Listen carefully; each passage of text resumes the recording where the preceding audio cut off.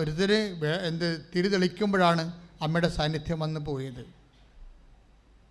അപ്പോഴേ ഈ സാന്നിധ്യമാണ് ഇതിൻ്റെ ഒരു അടിസ്ഥാനമായിട്ടുള്ളൊരു വിഷയം. അത് അച്ഛൻ സാന്നിധ്യത്തെക്കുറിച്ച് നേരത്തെ ഒത്തിരി പറഞ്ഞിട്ടുണ്ട്. അത് നിങ്ങൾ നോക്കിയെടുത്തിട്ട് നിങ്ങളുടെ ഇപ്പോഴത്തുള്ള ആവശ്യം പോലെ തന്നെ നിങ്ങൾ ദൈവത്തിരുസന്നിധി സമർപ്പിക്കേണ്ട വിഷയമാണ്. അമ്മേ, എനിക്ക് അമ്മയെ തൊടണം, അമ്മയെ എനിക്ക് കാണണം എന്ന് പറഞ്ഞ് പ്രാർത്ഥിച്ച് സുവിശേഷ വിഹിതമായ ജീവിത വിശുദ്ധിയിലൂടെ ഉടമ്പടി ഇഹത്തിലും പരത്തിലും മഹത്വം പ്രാപിക്കാൻ ദൈവത്തിൻ്റെ സംവിധാനമാണെന്നുള്ള ആ ഒരു ബോധത്തിൽ അതിലേക്ക് ദൈവമാണ് നിങ്ങളെ കൊണ്ടുവന്നിരിക്കണം എന്നുള്ള വളരെ വലിയ ഒരു അറിവിൽ നിങ്ങൾ വിജയിച്ച് അതിൽ ഉടമ്പടിയുടെ എല്ലാ കാര്യങ്ങളും സത്യസന്ധമായി നിറവേറ്റി നിങ്ങൾ ദൈവത്തെ പ്രാപിക്കാൻ പരിശുദ്ധ അമ്മയിലൂടെ സഹായിക്കട്ടെ എന്ന് പ്രാർത്ഥിച്ചുകൊണ്ട് സ്തുതിക്കട്ടെ. ഹല്ലേലൂയ, ഹല്ലേലൂയ, ഹല്ലേലൂയ, ഹല്ലേലൂയ, ഹല്ലേലൂയ, ഹല്ലേലൂയ. യേശുവേ നന്ദി, ഹല്ലേലൂയ, ഹല്ലേലൂയ, ഹല്ലേലൂയ, ഹല്ലേലൂയ. യേശുവേ നന്ദി, യേശുവേ ആരാധന, ഹല്ലേലൂയ. മഹത്വം, മഹത്വം. എല്ലാവരും എഴുന്നേൽക്കുക, ആരാധന. എല്ലാവരും എഴുന്നേൽക്കുക. രോഗസൗഖ്യ പ്രാർത്ഥനയുടെ സമയമാണ്. സ്തുതിക്കട്ടെ. ഹല്ലേലൂയ, ഹല്ലേലൂയ, ഹല്ലേലൂയ. മഹത്വം, മഹത്വം. യേശുവേ നന്ദി, യേശുവേ സ്തുതി. ഹല്ലേലൂയ, ഹല്ലേലൂയ, ഹല്ലേലൂയ, ഹല്ലേലൂയ, ഹല്ലേലൂയ, ഹല്ലേലൂയ, ഹല്ലേലൂയ. ഞങ്ങളുടെ രോഗാവസ്ഥകളെ നീ ഏറ്റെടുക്കണമേ എന്ന് പ്രാർത്ഥിക്കുന്നു. ഹല്ലേലൂയ, ഹല്ലേലൂയ, ഹല്ലേലൂയ, ഹല്ലേലൂയ, ഹല്ലേലൂയ. യേശുവേ ആരാധന, ആരാധന. ഇതുവരെ കൃപാസനത്തിൽ വന്ന് ഉടമ്പടി എടുത്തു പോയിട്ടുള്ള എല്ലാ മക്കളെയും ദിവികാരുടെ സന്നിധിയിൽ സമർപ്പിച്ച് പ്രാർത്ഥിക്കുന്നു. അമ്മയുടെ പ്രത്യക്ഷീകരണത്തിന്റെ സാക്ഷികളായി ആ മക്കളെ ഉയർത്തണമേ എന്ന് പ്രാർത്ഥിക്കുന്നു. Hallelujah, praise the Lord. Praise the Lord. എൻ്റെ മക്കളെ അച്ഛൻ കൈ ഉയർത്തിക്കൊണ്ട് ഈശോയുടെ നാമത്തിൽ അവിടെ നിന്ന് നൽകിയ പൗരോഹിത്യത്തിൻ്റെ ഒരു ആധ്യാത്മികമായ ശുശ്രൂഷയുടെ ഭാഗമായി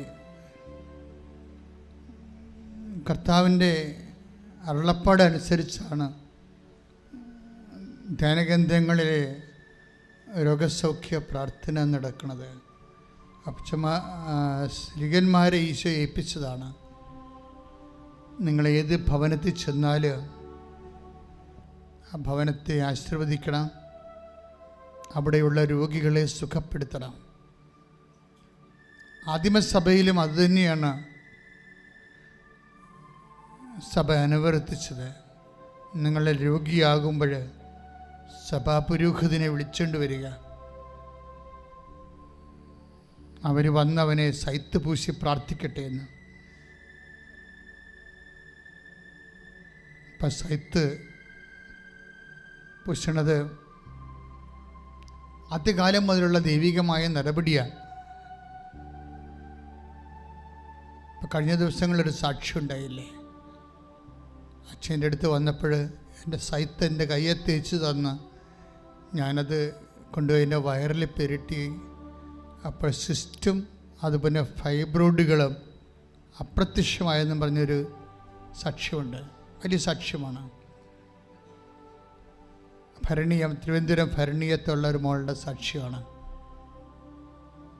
അപ്പം അത് തന്നെയാണ് ഇന്നും അടയാളങ്ങൾ ഇന്നും നടന്നുകൊണ്ടിരിക്കുകയാണ്.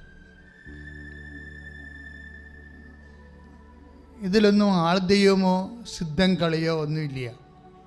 സുവിശേഷത്തിൽ കർത്താവ് നൽകിയ വാഗ്ദാനങ്ങൾ കർത്താവിൻ്റെ നാമം വിളിച്ചപേക്ഷിക്കാനാണ് ഞങ്ങളെ ധ്യാനകേന്ദ്രങ്ങളിൽ നിങ്ങളെ ഒരുക്കുന്നത്. അതിനെ കർത്താവിൻ്റെ നാമം വിളിച്ചപേക്ഷിക്കണമെങ്കിൽ അത്തരത്തിലും ഹൃദയത്തിലും വിശുദ്ധി സൂക്ഷിക്കണം. അതിനായി ഞങ്ങൾ നിങ്ങൾക്ക് വചനങ്ങൾ നൽകുന്നത്. വചനാധിഷ്ഠിതമായി നിങ്ങൾ വിശുദ്ധീകരിച്ച് കർത്താവിൻ്റെ നാമം വിളിച്ചപേക്ഷിക്കുമ്പോൾ യേശു ക്രിസ്തു 2 കൊരിന്ത്യർ 1:20 പറയുന്നു, സകല വാഗ്ദാനങ്ങളുമാണ്, രോഗശാന്തി മാത്രമല്ല, സകല വാഗ്ദാനങ്ങളുമാണ് ക്രിസ്തുവിൽ. അതുകൊണ്ടാണ് ക്രിസ്തുവിനെ പ്രാപിക്കാൻ നമ്മൾ ഏറ്റവും കൂടുതൽ സഫിസ്റ്റിക്കേറ്റഡ് ആയിട്ടുള്ള വെപ്പണാണ് ഉപയോഗിക്കുന്നത്. അത് മരിയൻ വെപ്പണാണ്. അതാണ് മരിയൻ ഉടമ്പടി എന്ന് പറയുന്നത്. അതുകൊണ്ടാണ് ഇത്രയും അടയാളങ്ങൾ നടക്കാൻ കാരണം. അതാണ് ലോകത്ത് എല്ലാ ദിവസവും സാക്ഷ്യം പറയണ ഒരേ ഒരു ധ്യാനകേന്ദ്രമാണ്. അതൊക്കെ മനസ്സിലായി. അതെന്താ കാര്യം? മരിയനായതുകൊണ്ടാണ്. മരിയൻ്റെ അങ്ങനെ ഒരു ഗുണമുണ്ട്. ശരിക്കും മരിയൻ എന്താണെന്ന് നമുക്ക് ഇന്നും അച്ഛന് പിടിയിട്ടില്ല, എനിക്ക് പിടിയിട്ടില്ല. ഞാൻ സെമിനാരി ചേരുമ്പോൾ ഞങ്ങളുടെ സെമിനാരി പാർലറിൽ ഒരു ഭൂഗോളവും പിടിച്ച് നിൽക്കുന്ന മാതാവിൻ്റെ വലിയൊരു ഛായാഗ്രഹ ചിത്രമുണ്ടായി.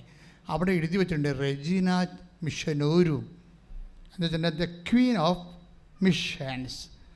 ആത്മാക്കൾ യേശുവിനെ അറിയാത്തവരുടെ അറിയിക്കാൻ വേണ്ടിയുള്ള മിഷൻ്റെ രാജ്ഞിയാണ് അമ്മയെന്ന്. ഇപ്പം ആ രൂപം അവിടെ നിന്നെടുത്ത് മാറ്റിയിട്ടുണ്ട്. അതിന് പകരം മനുഷ്യൻ്റെ രൂപം വെച്ചിട്ടുണ്ട്. എനിക്ക് ഭയങ്കര സർക്കാസ്റ്റിക്കായിട്ട് തോന്നി.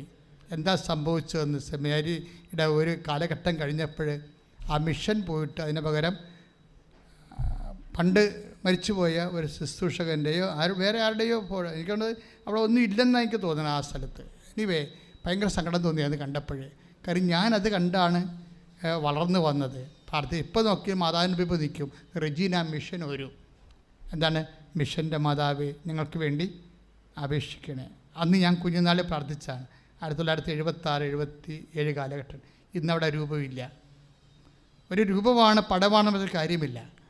ഞാൻ എന്താ ഇത്രയും വർഷം കഴിഞ്ഞിട്ട് അത് ഓർത്തിരിക്കണത്? അതിൽ നിന്ന് എനിക്ക് ചൈതന്യം കയറ്റിയിട്ടാണ്.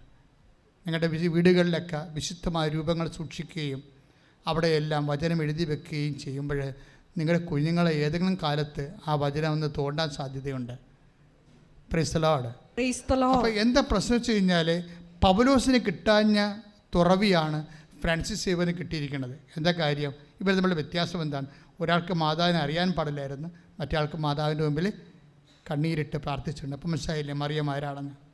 എല്ലാം വാതിലും തുറന്നു നിൽക്കാൻ നിങ്ങൾ മരിയൻ ഉടമ്പടി എടുത്ത് അമ്മയുടെ മാധ്യസ്ഥത്തിന് സമർപ്പിക്കപ്പെട്ടവരാണെന്നുള്ള ബോധത്തിലെ നമ്മുടെ ജീവിതത്തിൻ്റെ മുഴുവൻ രോഗങ്ങൾ, മുഴുവൻ ജീവിത തടസ്സങ്ങൾ മാതാവിൻ്റെ മധ്യസ്ഥത്തിൽ തുറന്നു കിട്ടാൻ വേണ്ടിയായി ഇടിമുഴക്കം പോലെ ശ്രുതിക്കട്ടെ. ഹല്ലേലൂയ ഹല്ലേലൂയ ഹല്ലേലൂയ ഹല്ലേലൂയ. യേശുവേ നന്ദി, ശ്രുതിക്കട്ടെ. യേശുവേ ആരാധന ആരാധന. കർത്താവേ ഞങ്ങൾ പ്രാർത്ഥിക്കുന്നു. യേശുവേ നന്ദി. അമ്മ മാതാവിൻ്റെ മധ്യസ്ഥത്തിൽ പ്രാർത്ഥിക്കുന്നു.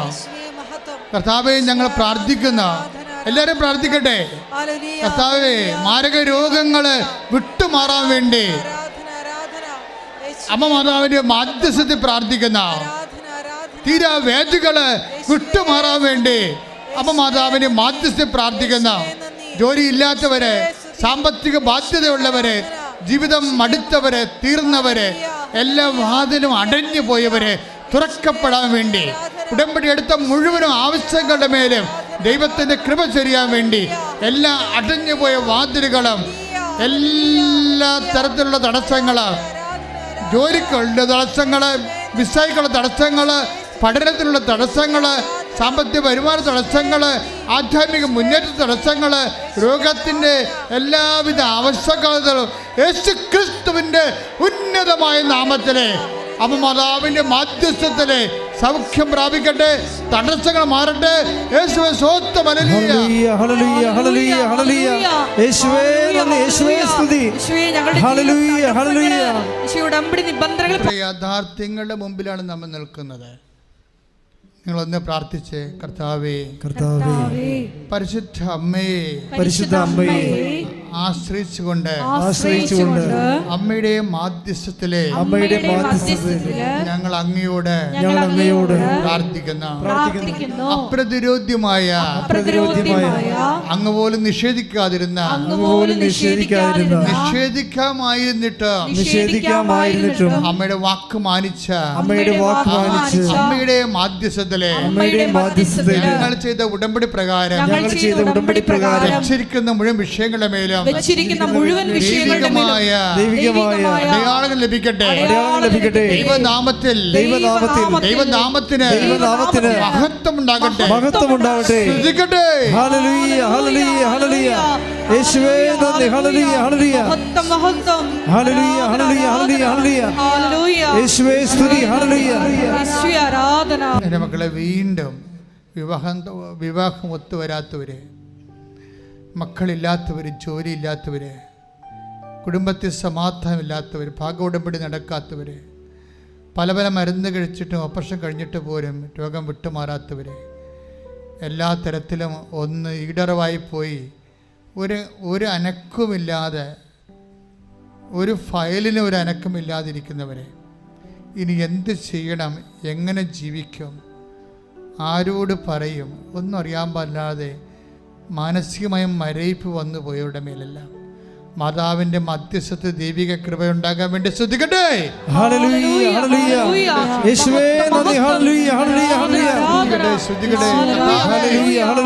പൗരോഹിത്യത്തെ മഹത്വപ്പെടുത്തണമേ.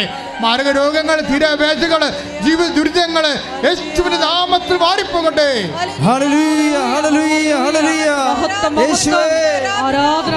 മൗനമായി പ്രാർത്ഥിക്കുക. കണ്ണുകളടച്ച് മൗനമായി പ്രാർത്ഥിക്കുക.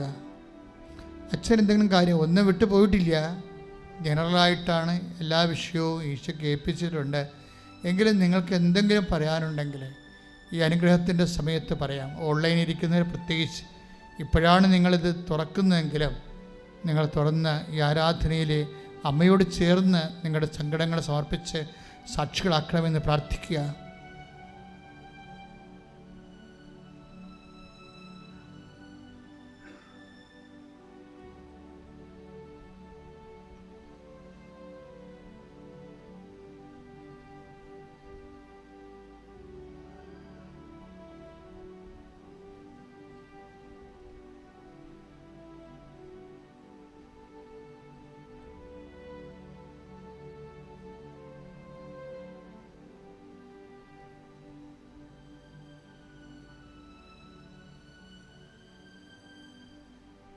ആശീർവാദത്തിൻ്റെ സമയമായി. ശിരസ് നമിച്ച് നമുക്ക് ദിവ്യകാരുണ്യനാഥൻ്റെ ആശീർവാദം സ്വീകരിക്കാം.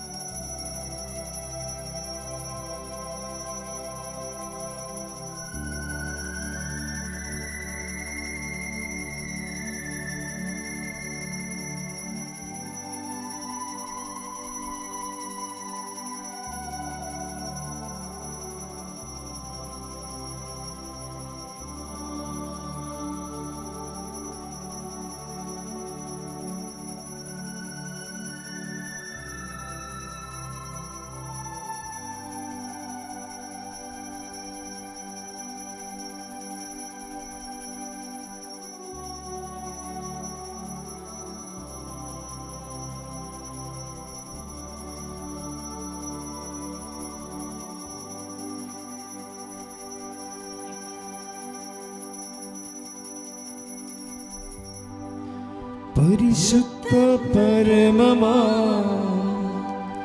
ദിവ്യകാരുണ്യമേ, എന്നുമെന്നും അങ്ങേയ്ക്കാരാധന. പരിശുദ്ധ പരമമാ ദിവ്യകാരുണ്യമേ, എന്നുമെന്നും അങ്ങേയ്ക്കാരാധന. പരിശുദ്ധ പരമമാ ദിവ്യകാരുണ്യമേ, എന്നുമെന്നും അങ്ങേയ്ക്കാരാധന. ആവേ ആവേ ആവേ മരിയ, ആവേ ആവേ ആവേ മരിയ. കൃപാസനത്തിൽ എല്ലാ ദിവസവും ഉടമ്പടി എടുക്കുവാനും പുതുക്കുവാനും സാക്ഷ്യം പറയാനുമുള്ള അവസരം ഉണ്ടായിരിക്കുന്നതാണ്. ഇപ്പോൾ സാക്ഷ്യം പറയാൻ വേണ്ടി 2 പേരുണ്ട്. ജയേഷ് ബ്രദറുണ്ട്, പിന്നെ ഓരോ ദിവസം വരുന്ന അച്ഛന്മാരുണ്ട്. പ്രഭു അച്ഛനുണ്ട്, ജിബി അച്ഛനുണ്ട്. അപ്പോൾ സാക്ഷ്യം പറയാനുള്ളവർ രാവിലെ തന്നെ റിപ്പോർട്ട് ചെയ്ത് പ്രാർത്ഥിച്ച് ഒരുങ്ങിയിരിക്കണം. എപ്പോഴും നമ്മൾ ശ്രദ്ധിക്കേണ്ടത് സാക്ഷ്യം എന്ന് പറയുന്നത് ദൈവമഹത്വ പ്രഘോഷണം, അത് ഒരു സുവിശേഷത്തിൻ്റെ സാക്ഷ്യമാണ്. അതുകൊണ്ട് ദൈവത്തിന് വചന ലോകത്തോട് അനുഭവസ്ഥർ അവരുടെ അനുഭവങ്ങൾ പറയുകയാണ്. അപ്പോൾ അതിൽ ഉണ്ടാകുന്ന അനുതാപം ഉണ്ടാകും, അഭിഷേകം ഉണ്ടാകും. അപ്പോൾ ദൈവത്തിൻ്റെ സാന്നിധ്യം സമൂഹത്തെ സംരംഭമാക്കാൻ സാക്ഷികളെ അപ്പോസ്തലന്മാരെപ്പോലെ ദൈവം ഉപയോഗിക്കുകയാണ്. അതുകൊണ്ട് തന്നെ സാക്ഷ്യം, നിങ്ങളുടെ സാക്ഷ്യം ഇന്ന് സ്വീകരിക്കപ്പെടുമെന്നുള്ളവരെ, അങ്ങനെ ആത്മാവ് വെളിപ്പെടുത്തുന്ന ആൾക്കാരെ അതിൻ്റെ രീതിയിൽ തന്നെ ഒരുങ്ങി ഭംഗിയായിട്ട് വരണം.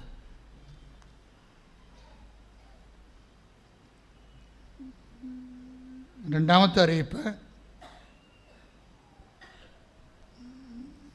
അച്ഛൻ ആൾക്കാരെ കാണുന്നത് എമർജൻസി ആൻഡ് അർജൻസിയാണ്. മുമ്പിൽ സമയമില്ലാത്ത ഹൈ എമർജൻസി ആയിട്ടുള്ള എല്ലാവരെയും കാണാം. ഹൈ എമർജൻസി, നിങ്ങൾക്കൊരു എമർജൻസി, നമ്മൾ ഈ ഉടമ്പടി എടുക്കണത് എന്തിനാണ് വേണ്ടിയാണ്? നമ്മുടെ ജീവിതത്തിൻ്റെ ഓരോ ആവശ്യങ്ങൾക്ക് വേണ്ടിയല്ലേ. അതിന് അടിയന്തര സാഹചര്യമുള്ള ആൾക്കാരെയൊക്കെ ആദ്യം കണ്ടുമാറും. അടിയന്തര സാഹചര്യം, അവർക്ക് ചിലപ്പോൾ ഒരു ഉപദേശം കൊടുക്കും, നിർദ്ദേശം കൊടുക്കും, അവർക്ക് വേണ്ടി പ്രാർത്ഥിക്കും. കാര്യം അവർക്ക് ടൈമില്ല മുമ്പിലേ. അപ്പം മുമ്പിൽ ടൈമില്ല. പക്ഷേ ഇപ്പോൾ ഗർഭിണിയാണ്, ഡോക്ടർ പറഞ്ഞ് എടുത്തു കളയാൻ പറഞ്ഞു. അപ്പോൾ അർജൻസിയായി സംഭവം, ജപ്തി നടപടിയായി, അർജൻസിയായി. നിങ്ങൾ രാജ്യം വിട്ടു പോവുകയാണ്, നിങ്ങൾ 10 കൊല്ലം കഴിഞ്ഞാൽ വരത്തുള്ളൂ, അർജൻസിയായി. അപ്പോൾ അതിനൊക്കെ അത് എല്ലാവരും അങ്ങനെയുള്ള എമർജൻസി ആയിട്ടുള്ള എല്ലാവരും കാണും. പക്ഷേ എന്തിനാണ്? അവരപ്പോൾ രേഖ കാണിക്കണം അവിടെ ഓഫീസിൽ കൊണ്ടുപോയി. അപ്പോഴത് രേഖ കാണിക്കുമ്പോൾ അവിടെ ഓഫീസിലുള്ളവർക്ക് മനസ്സിലാകും. ഓഫീസിൽ ചീട്ട് കിട്ടിയില്ലെന്ന് പറഞ്ഞുകൊണ്ട് ആൾക്കാരെ വന്ന് ചീട്ട് മേടിക്കാൻ വിചാരിച്ചാൽ കിട്ടത്തില്ല. ഓഫീസിൽ തന്നെ ന്യായമായിട്ടുള്ള ആൾക്കാർ അവിടെ എത്തിയിരിക്കണം. നിങ്ങൾ പറഞ്ഞാൽ മനസ്സിലാകും, രേഖ കാണിച്ചാൽ മതി. ചിലപ്പോൾ നിങ്ങളുടെ വരവ് ചിലപ്പോൾ 1 മാസമൊക്കെ ഉണ്ടെങ്കിൽ അവർ പറയും ഒരു പ്രാർത്ഥന കൂടിയിട്ട് വരാൻ പറയും. ഇപ്പം സമയമുണ്ടല്ലോ, മുമ്പിൽ സമയമുണ്ടെങ്കിൽ, സമയമില്ലാത്തവരൊക്കെയാണ് കാണത്തുള്ളൂ. മുമ്പിൽ സമയമുള്ള ചീട്ട് വാങ്ങിക്കുമ്പോൾ എപ്പോഴും ശ്രദ്ധിക്കേണ്ട ഒരു കാര്യമുണ്ട്. ഇപ്പോൾ ഓറഞ്ച് ചീട്ട്, അത് പരീക്ഷയുടെ ചീട്ടാണ്. ആ പേരും പരീക്ഷയുടെ കാര്യം അതിൻ്റെ എഴുതിയിട്ടുണ്ടാവും. ഹോൾ ടിക്കറ്റ് ഇവിടെ പ്രസൻറ്റ് ചെയ്യും അവർ അൾത്താറയിൽ. ഇനി കരിയും പച്ച ചീട്ടുണ്ട്, അത് മക്കളില്ലാത്തവർക്കുള്ള ചീട്ടാണ്. പിന്നെ വെള്ളച്ചീട്ടുണ്ട്, അത് ജീവിതത്തിൻ്റെ എല്ലാ മണ്ഡലങ്ങളെയും ബാധിക്കുന്ന പ്രശ്നങ്ങളെ ഉള്ളതാണ് വെള്ളച്ചീട്ട്. പിന്നെ ഡാലിയ യെല്ലോ ചീട്ടുണ്ട്, അത് രോഗികൾക്കുള്ള ചീട്ടാണ്. അപ്പോൾ ഇങ്ങനെ ഓരോ വിഷയത്തിന് ചീട്ടിന് കളറുണ്ട്. അപ്പോൾ അതെന്താ ചെയ്യേണ്ടത് വെച്ച് കഴിഞ്ഞാൽ എമർജൻസി ഉള്ള കാര്യങ്ങളാണ് അവിടെ എഴുതിക്കേണ്ടത്. അവിടെ ഒരു സംഭവം എമർജൻസി എഴുതിയിട്ട് ഇവിടെ വന്ന് വേറെ കാര്യം പറയരുത്. അപ്പോൾ നിങ്ങളുടെ ചീട്ട് എന്താണെന്ന് നോക്കും. മനസ്സിലായി? അപ്പോൾ കരിമ്പച്ച ചീട്ടിൻ്റെത് മക്കളില്ലാത്ത കേസാണ്. അപ്പോൾ അതുകൊണ്ട് ചീട്ട് നോക്കി നിങ്ങൾ ടച്ച് ചെയ്ത് നോക്കണം.